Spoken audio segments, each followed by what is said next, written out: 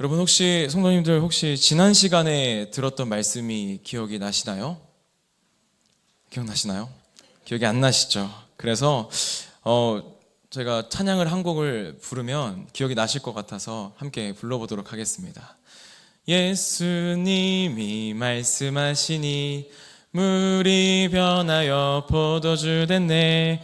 예수님이 말씀하시니 물이 변하여 포도주 됐네. 예수님 예수님 나에게도 말씀하셔서 새롭게 변화시켜 주소서. 감사합니다. 네, 우리 지난 시간에는 우리 방금 고백한 것처럼 우리 김찬영 전사님을 통하여서 이 물이 변하여 포도주 됐네, 이 포도주가 다 떨어져 버린 이 가나의 혼인잔치에서 예수님께서 기적적인 방법으로 물을 포도주로 바꾸신 사건을 함께 살펴보았습니다. 우리가 이 사건의 의미를 잠시 살펴보자면 예수님께서는 이 유대인들에게 유명했던 이 혼인잔치 그리고 이 포도주 은유를 통해서 예수님은 그 유대인들이 그토록 기대하며 기다렸던 이 풍성함을 누리게 할 메시아의 시대가 이 예수 그리스도 자신을 통해서 도래했다는 진리를 가르쳐 주셨던 것이 바로 가나의 혼인잔치 사건이었던 것입니다. 이 정결의식을 위해서 사용됐던 물이 예수님을 통해 이 포도주로 변화했다는 것은 이제 이 메시아이신 예수님을 통해서 만물을 변화시키시는 새로운 창조의 시대가 이제 도래했다는 것을 상징적으로 나타낸 것이고, 바로 이것이 이 가나의 혼인잔치에 물이 포도주로 변화되는 표적을 통해서 예수님이 가르쳐 주시고자 하셨던 영적인 가르침이셨던 것입니다. 이렇게 예수님을 통해 새로운 창조의 시대가 시작됐으며 또 이를 믿는 자들에게 이 메시아 시대의 풍성함을 누리는 영적인 축복이 주어졌다는 사실을 가나 혼인잔치 표적을 통해 우리에게 가르쳐 주셨습니다.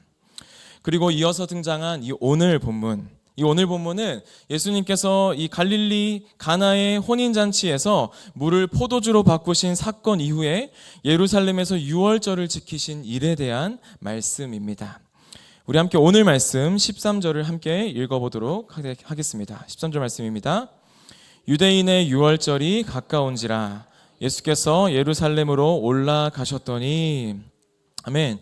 예수님은 유월절이 가까워오자 이 유월절을 지키기 위해서 제자들과 함께 예루살렘으로 올라가십니다. 이 예루살렘으로 올라가셨다라는 이 표현은 이 예루살렘이 갈릴리라는 이 지역보다 정말 실제로 더 높은 지대에 위치해 했기 때문이기도 하지만, 역사적으로 이 예루살렘은 유대 나라의 수도였기 때문이기도 합니다. 우리나라에서도 이렇게 표현을 하죠. 어느 지역에서 이 수도인 서울을 가든지 어떻게 뭐라고 말하죠? 서울로 올라간다라고 말하죠. 상경한다라고 말합니다. 이렇게 서울로 올라간다라고 표현하는 것과 같이 이 예루살렘은 이 유대의 사람들, 이스라엘 사람들에게 아주 중요한 이 위치를 차지하고 있었기 때문에 예루살렘으로 올라갔다라는 이런 표현을 사용했던 것입니다. 이 유월절은 우리나라의 설날이나 이 추석처럼 유대인들에게 있어서 가장 큰 명절 중에 하나입니다. 이 애굽에 내렸던 이 10번째 재앙 무엇이었죠?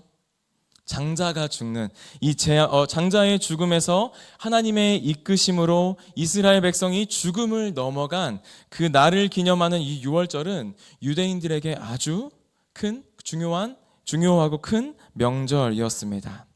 그리고 이때 당시에 이스라엘 사람들은 자신들의 나라가 멸망하게 된 후로 이 이스라엘 곳곳으로 흩어져 살았는데, 이렇게 흩어져 지내던 유대인들이 헤롯 왕이 무너졌던 성전을 다시 세워놓은 이 예루살렘으로 모이는 날이 바로 유월절이라는 명절이었던 것입니다. 우리 함께 14절의 말씀을 같이 읽어보도록 하겠습니다. 시작. 성전 안에서 소와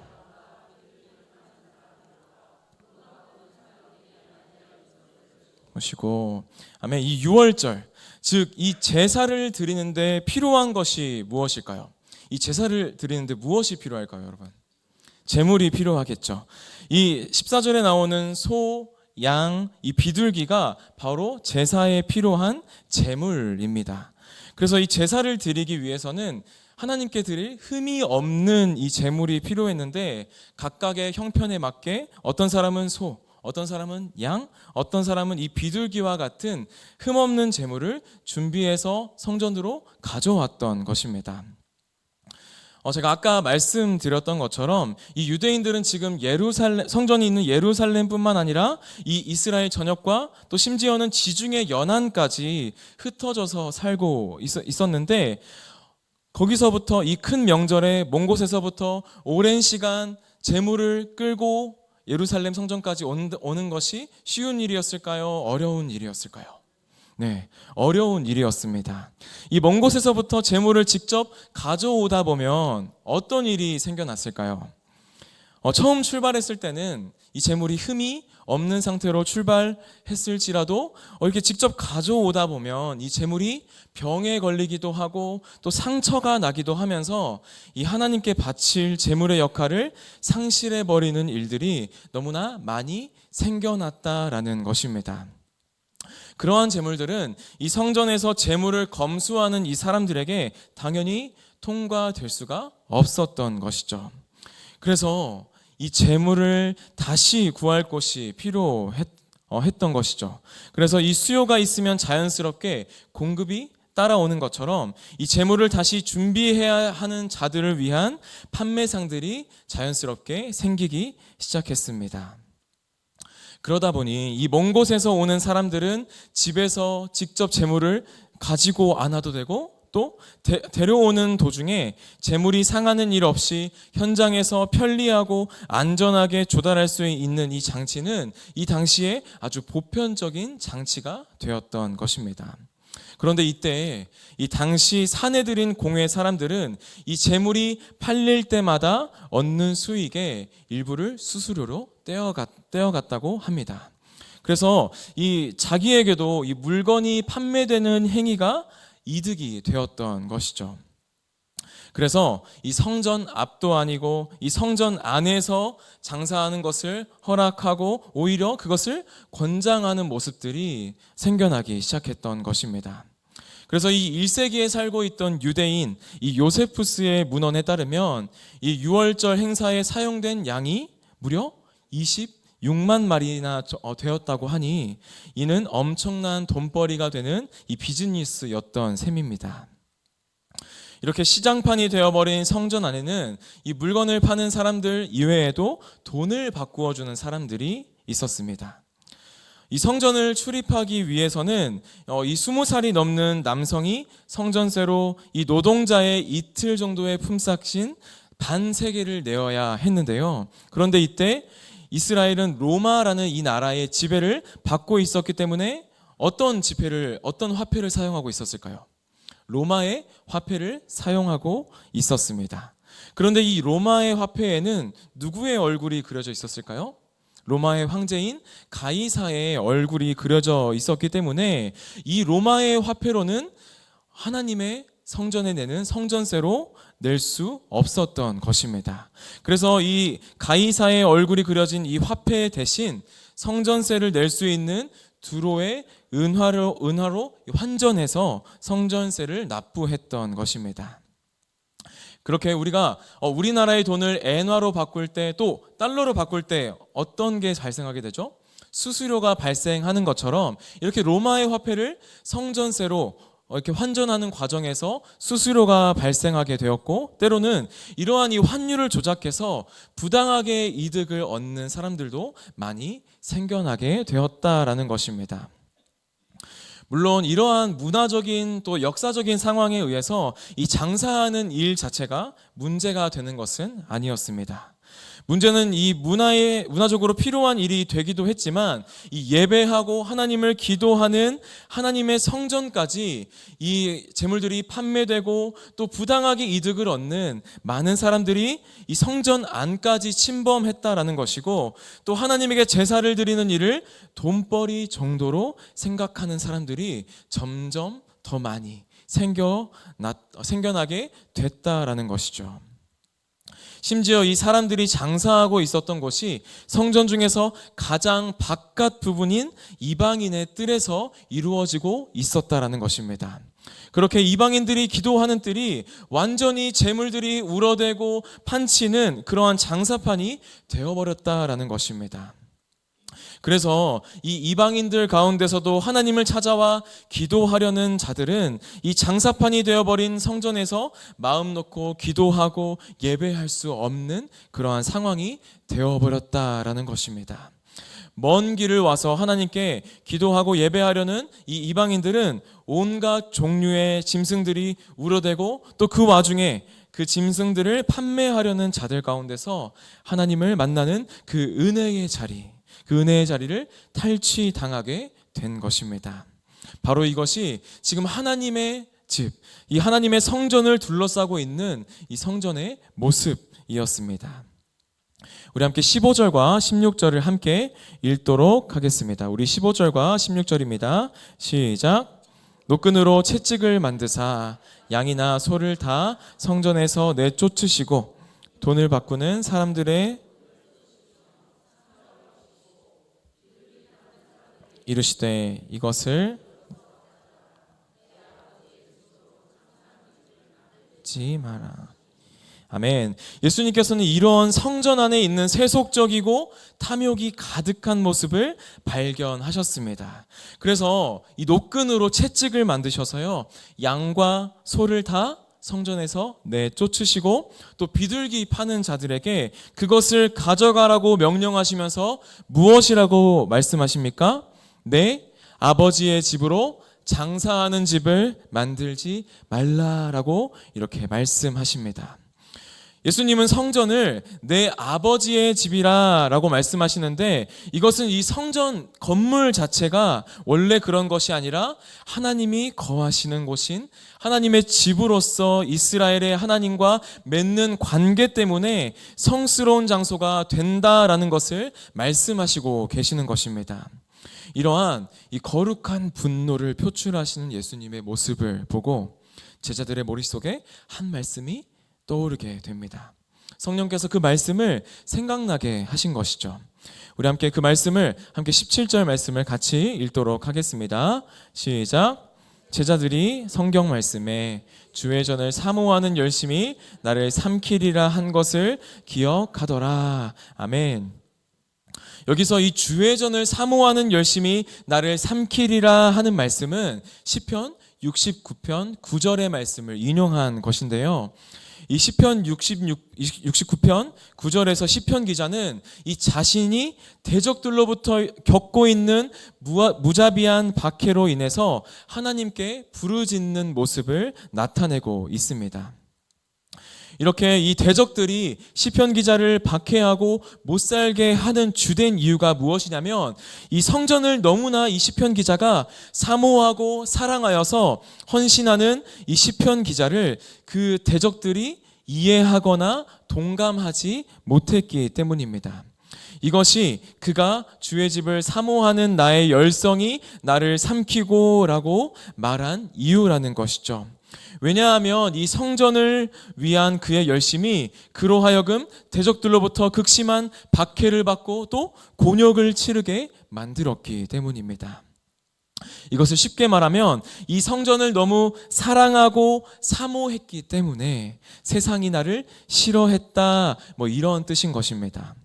이렇게 예수님께서 그 재물을 다 내쫓으시고 상을 엎으시는 모습을 보면서 제자들은 우리 스승님이 이렇게 하시는 이유가 하나님의 성전을 너무나 사랑하기 때문임을 이 시편 말씀을 떠올림을 통해 깨닫게 된 것입니다. 이 구약에서 나온 주의 전을 사모하는 열심이 나를 삼키리라 라고 고백했던 이 시편 기자의 시가 바로 우리의 스승 예수님에게 임하고 있구나라고 이렇게 생각이 난 것입니다. 사랑하는 성도 여러분, 예수님께서는 이 성전을 내 아버지의 집이라 칭하시고 또 유대인들의 영적인 그 기둥과도 같던 성전을 깨끗하게 하셨습니다. 그리고 그 행동들이 신성모독이라는 이 죄목이 되어서 자신이 이 십자가에 달려 죽으실 것이라는 것도 분명히 알고 계셨다라는 것입니다. 예수 그리스도께서 그러한 결과를 이미 알고 계심에도 불구하고 그 일을 행한 이유는 무엇입니까? 예수님께서는 그 주의 전, 내 아버지의 집을 사모하고 사랑하는 마음이 그 안에 가득했기 때문입니다. 그 사랑하는 아버지의 집이 세상의 탐욕으로 물들어버린 그 장사하는 집으로 되어져 가는 그 꼴을 눈뜨고 지켜볼 수 없으셨던 것이죠.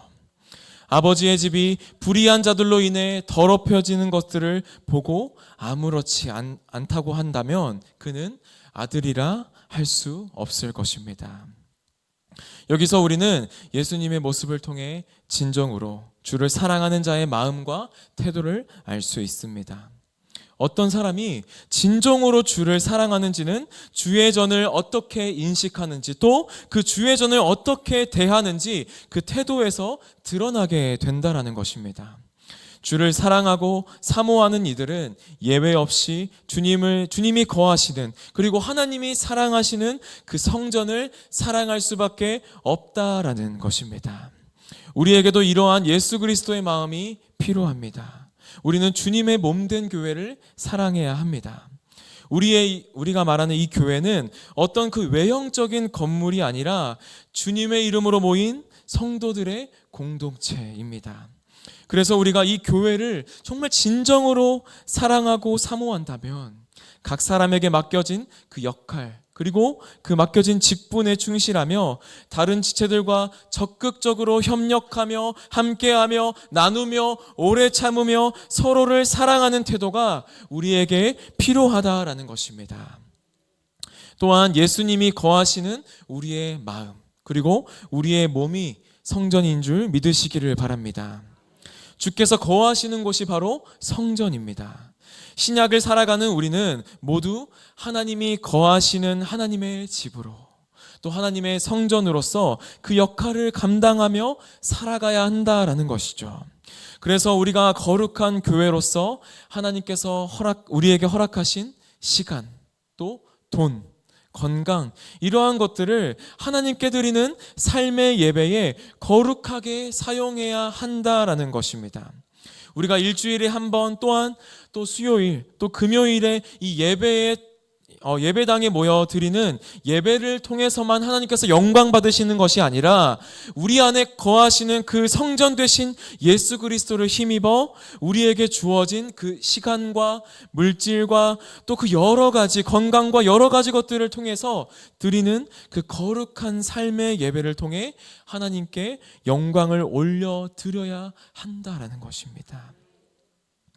여기에 계신 모든 분들의 모습 속에 그 예수 그리스도께서 아버지의 집을 사랑하시고 또 그 사랑하는 마음으로 그 성전을 깨끗게 하시는 행동으로 나타난 것처럼 우리가 몸된 교회를 사랑하고 성전된 자신의 몸을 사랑하여서 주의 전을 사랑하는 자의 모습이 이 자리에 모인 모든 분들의 삶을 통해 드러나기를 주님의 이름으로 소망합니다. 우리 교회와 또 우리 자신은 이제 모두 그리스도의 핏값으로 사신 바 되어서 이제 우리의 몸은 우리의 것이 아니며 하나님의 것이라는 것을 기억하며 우리가 이제 먹든지 마시든지 어떤 행동을 하며 무엇을 하든지 하나님께 영광을 올려드리며 의롭게 살아가야 하는 성도임을 잊지 않으시기를 주님의 이름으로 소망합니다. 우리가 이어서 18절부터 20절까지 말씀을 함께 읽도록 하겠습니다. 시작. 내가 이런 일을 행하니 무슨 표적을 우리에게 보이겠느냐? 예수께서 대답하여 이르시되 너희가 이 성전을 헐라 일으키리라. 유대인들이 이르되 3일 동안에 일으키겠느냐 하더라. 아멘. 이 예수님의 과격하고 이 파격적인 행동에 놀란 유대인들은 야, 너가 무슨 권위가 있길래 이 같은 행동을 하는지 우리에게 표적을 보여라 라고 예수님께 말하고 있는 것입니다. 마치 이 메시아가 맞는지 아닌지 그 여부를 판별하고 승인하는 권한이 마치 자신들에게 있는 것처럼 표적을 통해서 자신들에게 그 증거를 보여라 라고 이렇게 말하고 있는 것이죠. 이 질문에 예수께서는 나에게 그 표적이 있다라고 말씀하십니다. 감히 하나님의 성전을 내 아버지의 집이라 부를 수 있고 또 아버지의 집을 장사하는 집으로 만들지 말라고 말할 수 있는 권한이 나한테 있는데, 그 표적은 너희가 이 성전을 헐면 내가 사흘 만에 이 성전을 다시 일으키는 그 표적으로 말미암아 내가 그것을 증명해 보이겠다라고 이렇게 말씀하시는 것입니다. 여기 이 사흘 만에 일으키겠다라고 하는 말에서 사용된 일으키다라는 말은 헬라어로 에게이로라는 단어입니다. 이 에게이로라는 단어는 신약 성경에서 두 가지 의미로 사용되는데요. 첫 번째 의미는 건축물을 세우다, 건축물을 짓다라는 말로 사용됩니다. 그래서 이 예수님에게 질문한 유대인들은 내가 사흘 만에 다시 이 성전을 일으킬 것이다 라고 하는 말을 정말 그 실제적인 성전이라는 건축물을 세우겠다라는 의미로 받아들였던 것입니다. 이 지금 예수님이 말씀하신 이 건축물인 성전은 헤롯 왕이 주전 19년에 시작해서 예수님 당시에도 약 46년 동안이나 짓고 있는 상태였고, 또 완공은 주후 63년에 됐으니 80년이 넘는 공사가 진행된 것이었습니다. 그래서 이 유대인들은 지금 이 성전을 우리가 46년 동안 짓고 있는 상태인데 너가 어떻게 성전을 헐고 사흘 만에 짓겠다라는 것이냐, 그것이 말이 되냐? 라고 이렇게 물은 것입니다. 사실 이 그들은 예수님이 진짜 의도하신 바를 제대로 이해하지 못했던 것이죠.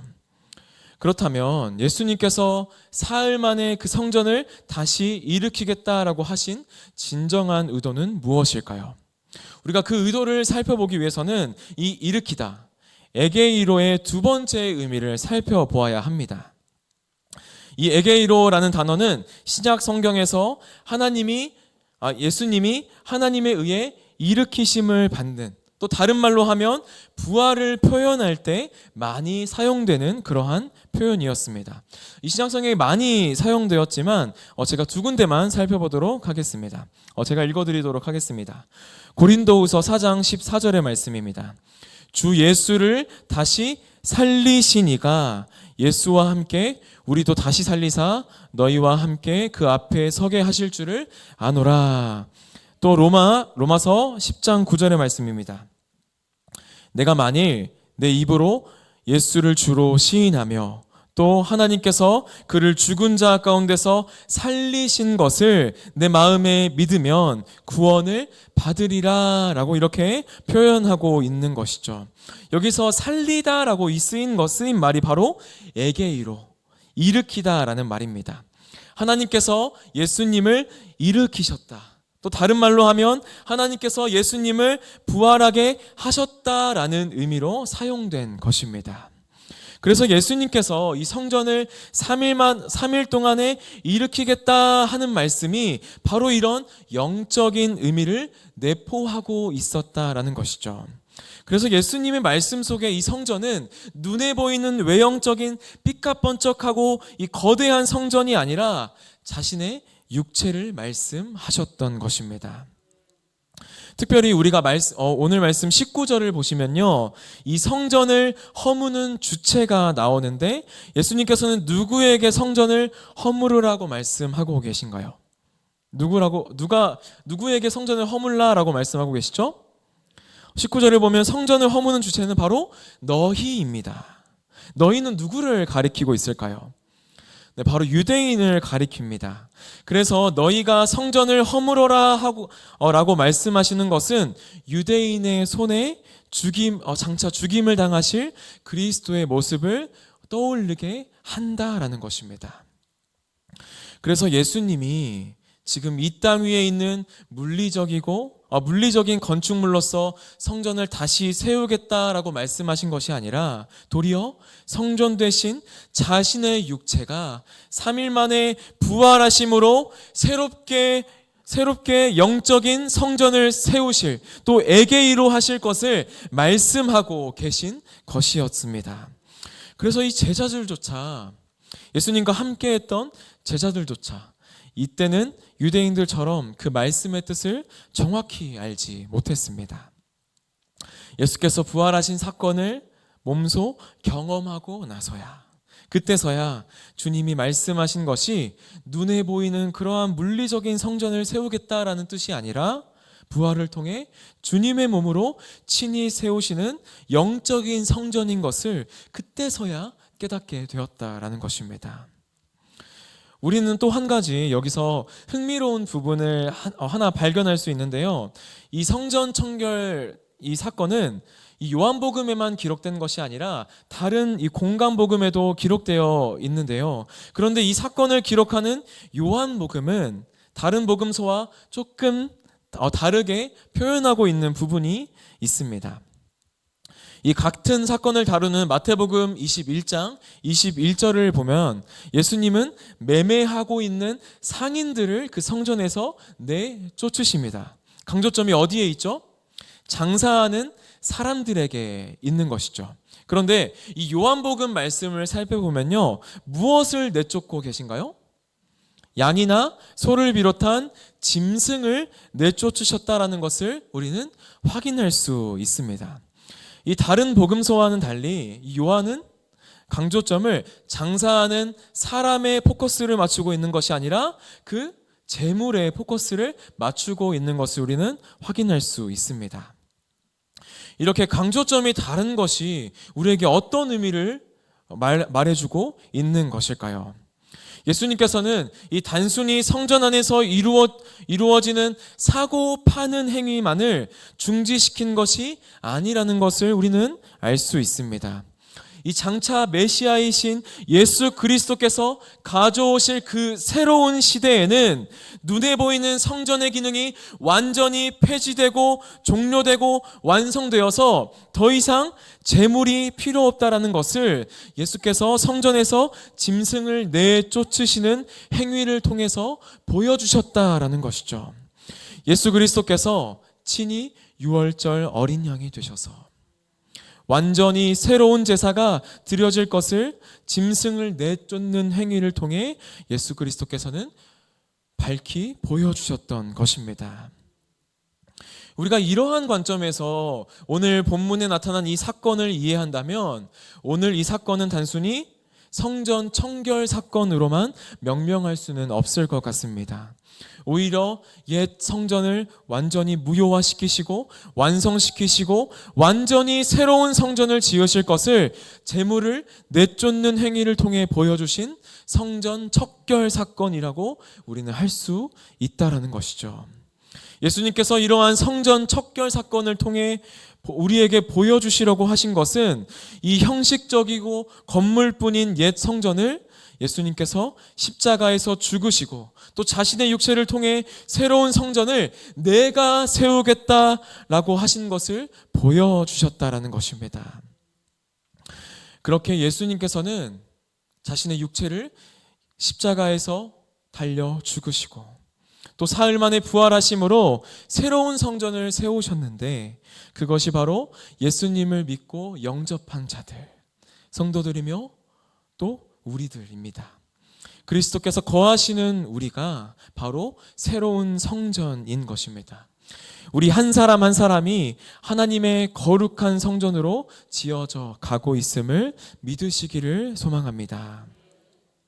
말씀을 정리합니다. 우리 지난 시간 살펴보았던 이 가나 혼인잔치에서 물이 포도주로 변화됐던 그 사건은 새로운 포도주 되시는 그 메시아의 새 창조의 시대가 다가왔음을 보여주는 그러한 사건이었습니다. 그런데 그러한 새로운 시대에는 더 이상 이 건물뿐인 옛 성전으로는 담아낼 수가 없는 것이죠. 그래서 주님은 이 새 포도주가 상징적으로 보여주는 새로운 시대의 완전히 새로운 성전을 통해서 백성들이 이 아버지 하나님과 교제하며 이 사도 요한이 계속해서 강조하고 있는 영원한 생명, 이 영생을 누릴 것을 말씀해 주고 계신 것입니다. 그래서 예수님께서는 이 새로운 창조의 세상에 와서 새롭게 만들어진 이 하나님의 백성에게는 눈에 보이는 이 물리적인 성전이 전혀 중요하지 않다라는 것을 이 성전 척결 사건을 통해서 밝히 보여주셨던 것입니다. 그렇다면 우리에게 진짜 중요한 것은 무엇일까요?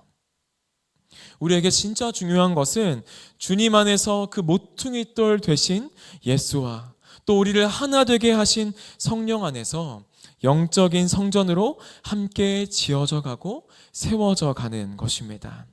이제 우리는 눈에 보이는 건물이 성전이 아니라 그리스도께서 거하신 우리 자신이, 또 그 주님의 이름으로 모인 그 두세 사람이 모인 교회가 성전임을 알고 있습니다. 그럼에도 불구하고 여전히 우리에게는 그 성전에 대한 잘못된 인식이 많이 남아있다라는 것을 볼 수 있죠. 그 예수님 당시에 그랬던 것처럼 지금도 많은 사람들이 그 웅장하고 화려한 그 교회 건물을 세우고 화려한 것들을 그 성전 안에 채우는 것에 큰 마음을 두고 그것이 하나님의 영광이 될 것이라는 큰 착각을 하면서 살아가고 있다는 것입니다. 그 마음이 저도 사실은 예외가 아닙니다. 분명히 우리는 그것이 본질이 아니라는 것을 잘 알면서도 그 조금만 우리가 하나님께 시선을 맞추지 않으면 자꾸만 그 외형적인 것에 우리의 마음이 자꾸만 가게 된다라는 것이죠. 그러나 우리가 다시 한번 기억해야 될 것은 옛 성전은 새 성전이신 예수 그리스도 안에서 정말 아무런 의미를 가지지 못한다라는 것입니다. 그 예수님 당시에 그 사람들이 이 성전만 가지고 있으면 하나님 우리를 떠나지 않아, 하나님 우리와 함께 계셔라고 이 어리석은 생각을 했던 것처럼 우리는 그러한 어리석은 생각을 버려야 할 것입니다. 예수님만이 참 성전이 되시는 줄 믿으시기 바랍니다. 정말 그 크고 아름다운 건물에 하나님 임재하시고 영광 받으시는 것이 아니라 정말 그 그리스도께서 계시는 그 형태가 없는 성전 가운데 하나님의 참 임재가 나타나는 줄 믿으시기를 바랍니다. 우리는 그 참 성전이신 주님 안에서만 하나님을 온전히 예배할 수 있습니다. 왜 그럴까요? 우리가 아까 함께 살펴봤던 것처럼 그분께서 이제 소, 양, 비둘기와 같은 그런 유한한 없어질 제물이 아니라 어린 양의 피로 단번에 그리고 완전히 그리고 영원한 제물이 되어 주셨기 때문입니다. 이 예배당 건물을 사람들의 입이 정말 딱 벌어질 정도로 크고 화려하게 지어야 하나님의 영광이 나타난 것이 아니라 우리가 어느 곳에 있든지 우리가 어느 곳에 거할지라도 우리 안에 계시는 참 성전이신 예수 그리스도만 함께 계신다면 그분을 온전히 신뢰하고 드리는 그 예배에 하나님의 진짜 영광이 나타남을 믿고 또 그 영광을 다시 하나님 앞에 올려드리는 우리 모두가 되기를 주님의 이름으로 소망합니다. 아멘.